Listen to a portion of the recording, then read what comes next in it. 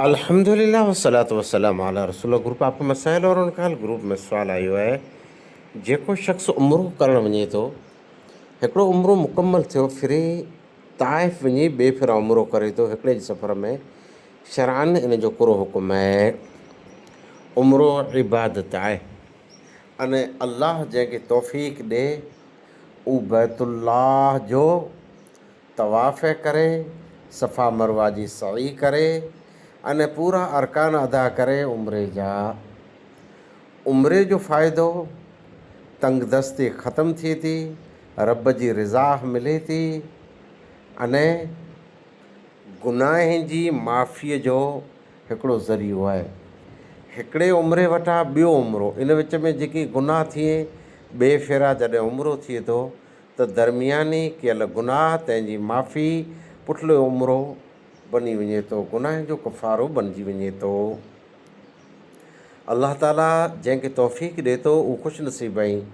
बैतुल्लाह जो तवाफ़ कयूं था अने उम्रो कयूं था। बार बार उम्रो करणु ई भलो सुठो सुहिणो कमु आहे। अल्लाह जंहिंखे तौफ़ीक़ ॾिए, जंहिं वटि गुंजाइश आहे, भले हर वरे वञे उम्रे ते, हर महीने वञे उम्रे ते।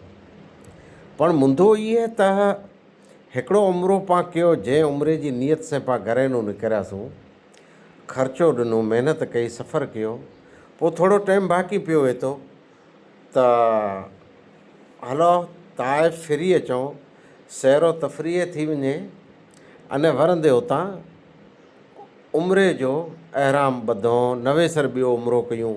केरु पिंड जो उम्रो करे थो, केरु ॿिए कुटुंब जो जेको हई यानी ज़िंदा आहे या वफ़ात करे वियो, उनजो उम्रो करे थो। ख़ैर ॿिए जो उम्रो करणु जाइज़ आहे, ज़िंदा हुए चाहे वफ़ात थी चुकी हुए, की वांदो न आहे। पर हिकिड़े सफ़र में बार बार उम्रो करणो ई साबित न आहे। अने सवाब जे ॾिसणु वञूं त पहिलो उम्रो कयईं अने ॿियो उम्रो, इन जे दरमियान जेकी गुनाह थिया, इन गुनाह जो ई कफ़ारो आहे। जेको बैतुल्लाह जो तवाफ़ करे थो, सफ़र करे थो उम्रे जो, ई शख़्स गुनाह त करे ज न, अने उते मौक़ो जो नथो मिले गुनाह जो। ले दे कर नतीजो ई आहे त उम्रे ते जेको वञे था, अने ताइफ़ वञी करे ॿियो उम्रो कयूं था। जे उम्रो कईं त कीअं वांदो न आहे, अने न कईं ताईं वांदो कीअं न आहे।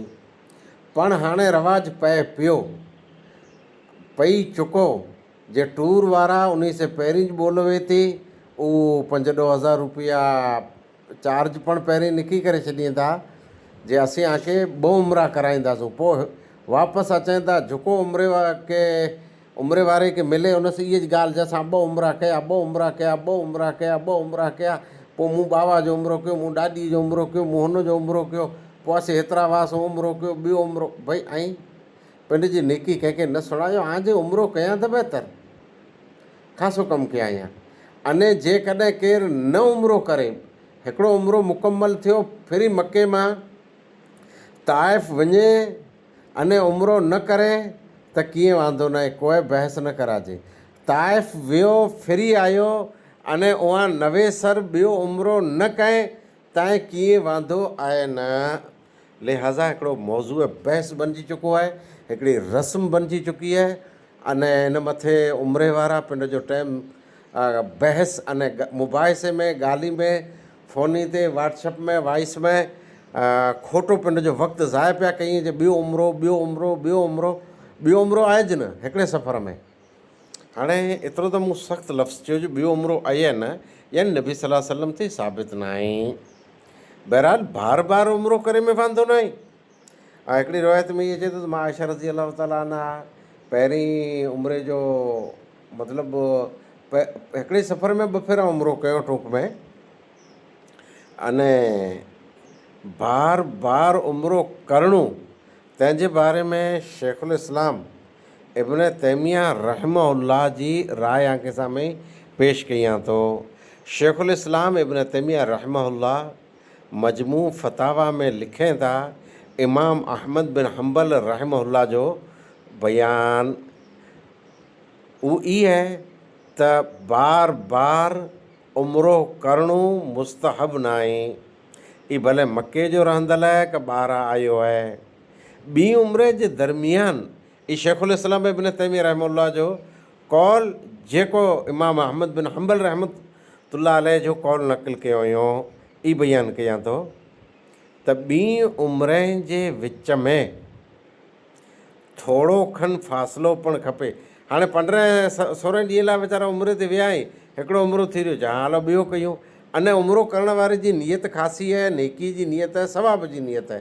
नियत में कीअं फेरफार न आहे, न को हिन मथे टिप्पणी कयूं था, पण बार बार हिकिड़े सफ़र में उमिरो साबित न आहे। नबी सल्लल्लाहु अलैहि वसल्लम वटां उमिरो बार बार साबित न आहे, अने न इन जी एॾी फज़ीलत आ वई आहे। शेखुल इस्लाम इब्न तैमिया रहमतुल्लाह फरमाइनि था त एतिरो फ़ासिलो खपे जे पहिरीं उमिरो कंहिं इन जा वार कटाए छॾियईं, पूरा वार लाराए छॾियईं, ई वार नवेसर मथे ते उगी अचनि, अने मथो तंहिंजो मथो यानी सर तंहिंजो रंग कारो थी वञे वारनि जी वजह सां। ई उम्मतीअ जा कौल आहिनि। शेखुल इस्लाम रहमतुल्लाह कौल नक़ुल फरमायो इमाम अहमद बिन हंबल रहमतुल्लाह जो। इन जे बावजूदि केरु जे उमिरि ते वेंदो अने बार बार भले चौथे ॾींहुं उमिरो करे अचे, कीअं वांदो न आहे। सवाबु एतिरो मिलंदो, ॿी उमिरि जे विच में जेके गुनाह थिया इन जी माफ़ी आहे। ॿिए जो उमिरो कंदो उनखे दर्जो थींदो, पर मौज़ूअ बहस न बनियो खपे। आख़िर दवाना अल्हम्दुलिल्लाहि रब्बिल आलमीन।